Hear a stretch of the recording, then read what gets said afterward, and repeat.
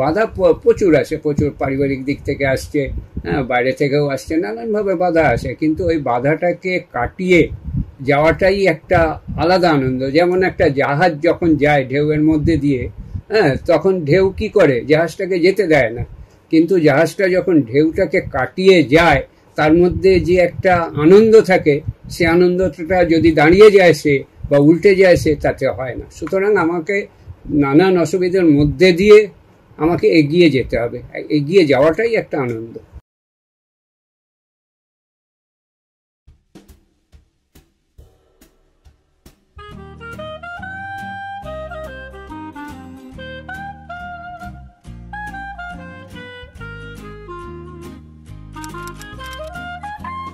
প্রথমে বলি, আমার নাম হচ্ছে গৌতম চট্টোপাধ্যায়।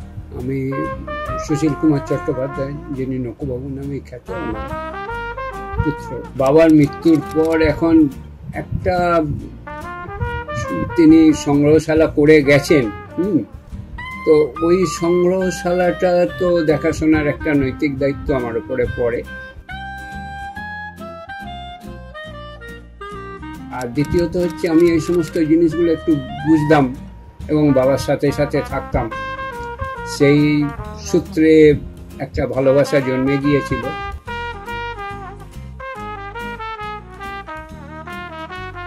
আর আমার নিজস্ব একটা সংগ্রহ নেশা ছিল, যেটা আজ থেকে প্রায় 44 বছর আগে থেকে, 1980-81 সালে।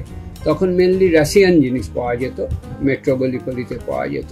ওই থেকে আমার সংগ্রহ শুরু, এবং সেই সময় মেকানিক্যাল জিনিস, ওই ক্যামেরা, বাইনাকুলার, হ্যাঁ, নানান ধরনের ইমার্শন হিটার, এই সমস্ত জিনিসগুলো আগেকার রাশিয়ান ট্যুরিস্ট যারা, তখন তো কমিউনিস্ট কান্ট্রি ছিল, বিদেশ ঘুরতে গেলে হাতে ক্যাশ টাকা দিত না, তখন ওরা এই সমস্ত জিনিসপত্র বেশি করে নিয়ে আসতো। ওরা এগুলো ওখানে অনেক সস্তায় পেত, সাবসিডি দিয়ে পেত, ওগুলো এসে এখানকার মার্কেটে বিক্রি করে সেই দিয়ে ঘুরত। তা সেই থেকে আমার শুরু জমানো।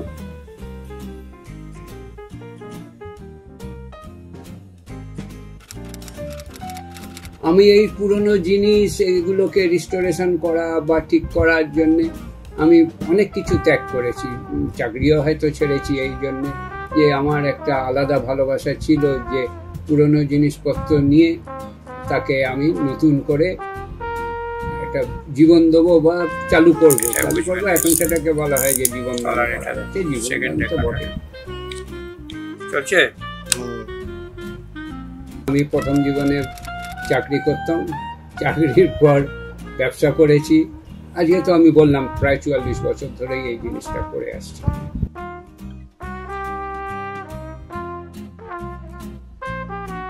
এই যে ঘরটা দেখছো, এই ঘরটা নকুবাবুরই নাম দেয়া, মরুদ্যানে যাযাবর। মরুদ্যানে যাযাবর বলতে যেটা বোঝায় যে মরুদ্যানে যাযাবররা আসে একটু আশ্রয়, একটু জল ইত্যাদি এই সমস্ত পাওয়ার জন্য। সেই রকমই এটা, এই পুরনো যে সমস্ত জিনিসপত্রগুলো আছে এখানে একটা আশ্রয় পেয়েছে এবং যত্নে রয়েছে।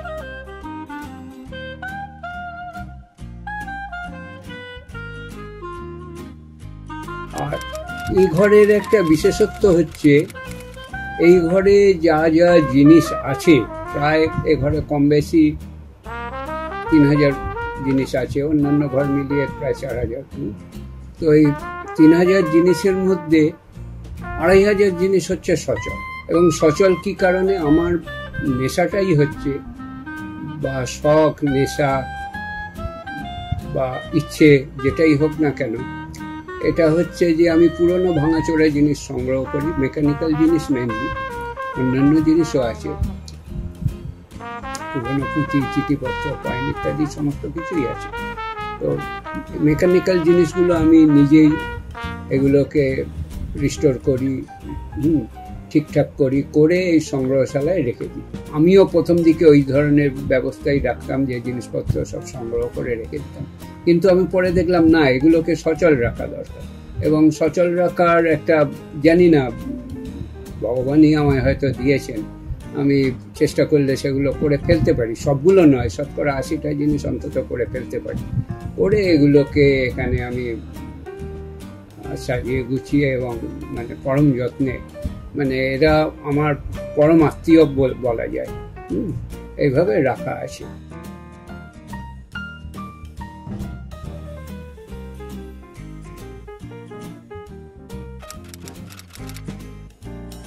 খরচা কিছুই নেই, বাইরে থেকে মনে হয় যে খরচা, কিন্তু এই সমস্ত জিনিস চালু রাখতে গেলে নিজের ভালোবাসা, নিজের হাতের কাজ জানলে কোনো খরচা কিছু নেই। আছে, যেটা আছে সেটা সামান্য মাত্র। সাপোজ একটা টিউব রেডিও এখন কিনতে গেলে রানিং 1010 টাকা দাম। আমি হয়তো পেলাম একটা, তো তাকে আমি নিজেই রেডি করে ফেললাম। এবার আমি যদি অন্যের ওপর ডিপেন্ডেন্ট হতাম, সে আমাকে যেমন খুশি নিত, 7,000 নিত, 8,000 নিত, 6,000 নিত, কিন্তু সেটা তো নিতে পারে না, আমি নিজেই করে নিই। সমস্ত মেকানিক্যাল জিনিস, একটা ঘড়ি সার্ভিস করতে দিলে 3,000 4,000 টাকা পড়ে, সেও আমি সার্ভিস করে নিই। টাইপরাইটার, সেও আমি সার্ভিস করে নিই। আমার শুধু কি যে আমার পরিশ্রমটা, যে পরিশ্রম আমার এখন সময় অঢেল, আমি বসে বসে পরিশ্রম করে নিই। এইটা আমার একটা ভালোবাসার জায়গা, এই জন্যে যে এইগুলো থেকেই তো পরবর্তী প্রজন্মের যা কিছু, যেমন এখানে ল্যান্ড টেলিফোন আছে বহু রকমের, তো ল্যান্ড টেলিফোনগুলো থেকেই এখন যে মোবাইল ফোন ইউজ হচ্ছে, হ্যাঁ, বা বড় ফোন ইউজ হচ্ছে, সেগুলো যেভাবে আসছে। আগেকার দিনে ছোট ছোট টাইপরাইটার রয়েছে, যেগুলো আগেকার দিনে অফিসের কাজে লোকেরা বাইরে গেলে নিয়ে যেত, এখন যেরকম ল্যাপটপ হয়ে গেছে। এরকম প্রতিটা জিনিসেরই একটা ইতিহাস আছে। তো আমি এই ইতিহাসটা ধরে রাখার চেষ্টা করি, যে যাতে পরবর্তী প্রজন্মের সবাই দেখে বুঝতে পারে আজ থেকে 200 বছর আগে এই জিনিসটা হয়েছিল বলে আমরা এই জিনিসটা ব্যবহার করতে পারছি।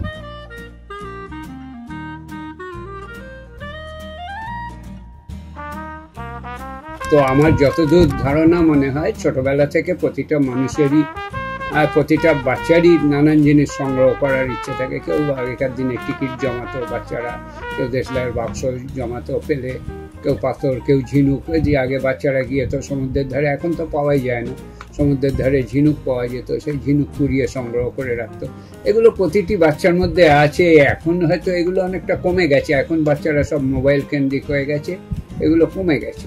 ওই জিনিসগুলো কিছু কিছু ক্ষেত্রে বয়সের সাথে সাথে বিলীন হয়ে যায়।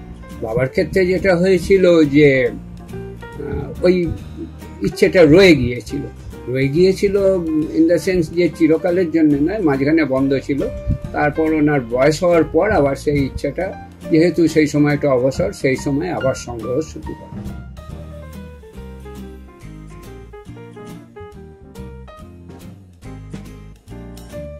আসার পথ বলে কিছু নেই, আসার পথ অনেক রকম হয়।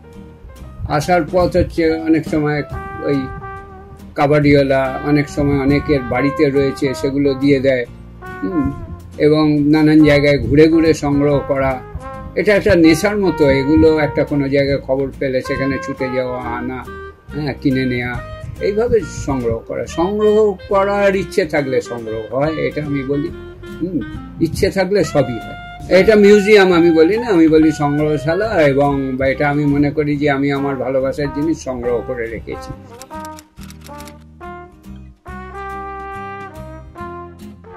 চ্যালেঞ্জিং কিছু না, ভালোবাসা থাকলে কোনো কিছুই চ্যালেঞ্জিং হয় না। কেননা আমি আমার ঠিক সময় করে পরিষ্কার করি, এদের চালু রাখার চেষ্টা করি, এবং চালু রাখিও।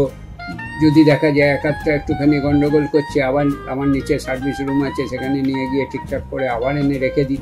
এগুলো চ্যালেঞ্জের কোনো ব্যাপারই নয়, এটা একটা ভালোবাসা থাকলে চ্যালেঞ্জ বলে কোনো কথা আসে না।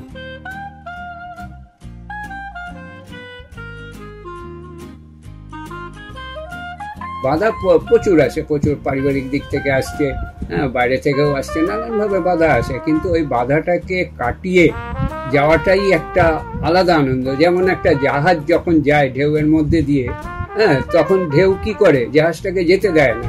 কিন্তু জাহাজটা যখন ঢেউটাকে কাটিয়ে যায়, তার মধ্যে যে একটা আনন্দ থাকে, সে আনন্দটা যদি দাঁড়িয়ে যায় সে, বা উল্টে যায় সে, তাতে হয় না। সুতরাং আমাকে নানান অসুবিধার মধ্যে দিয়ে আমাকে এগিয়ে যেতে হবে। এগিয়ে যাওয়াটাই একটা আনন্দ। প্রতিদিনই আমার সংগ্রহ হচ্ছে। সপ্তাহে যদি 7 দিনের মধ্যে 4 দিন সংগ্রহ আমি যদি না করতে পারি, আমি নিজে খুব ছোট মনে করি যে আমি পারলাম না।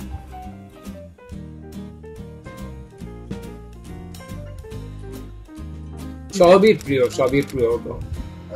একজন বাবা মার কাছে যেমন 4টে সন্তান থাকলে সবাই প্রিয় হয়, সেই রকম এই ঘরে যে বললাম কম বেশি 3000 জিনিস আছে, 3000 জিনিসের প্রতিটা জিনিসই আমার কাছে।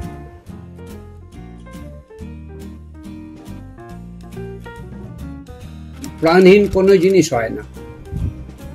আমি একটা ছোট উদাহরণ দিচ্ছি, বলে ভালোবাসাও একটা প্রাণ। তো ভালোবাসাটা কি দেখা যায় যে চলছে ফিরছে না? এই প্রতিটা জিনিসের মধ্যে প্রাণ আছে।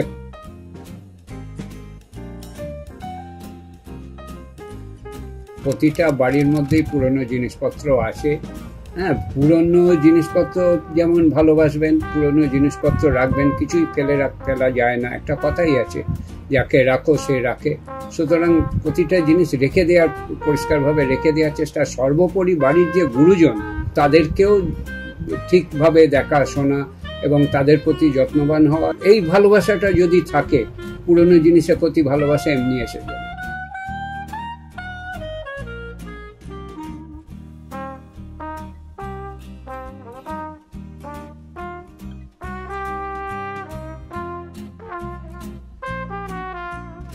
অনেকেই আমাকে বলে ট্যাগিং করেন না কেন, কিন্তু আমার এগুলো সমস্ত মনের মধ্যে গেঁথে গেছে, যে কোন সময় তৈরি, কে তৈরি করেছেন, কিভাবে ব্যবহার হতো, এর মেকানিজম কি আছে না আছে।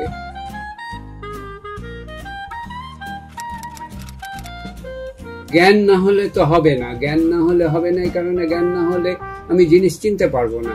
প্রথমত জ্ঞান না হলে আমি সেটাকে ঠিকঠাক করতে পারবো না। জ্ঞান না হলে আমি তার ইতিহাস না জানলে তার প্রতি আমার ভালোবাসা হবে না।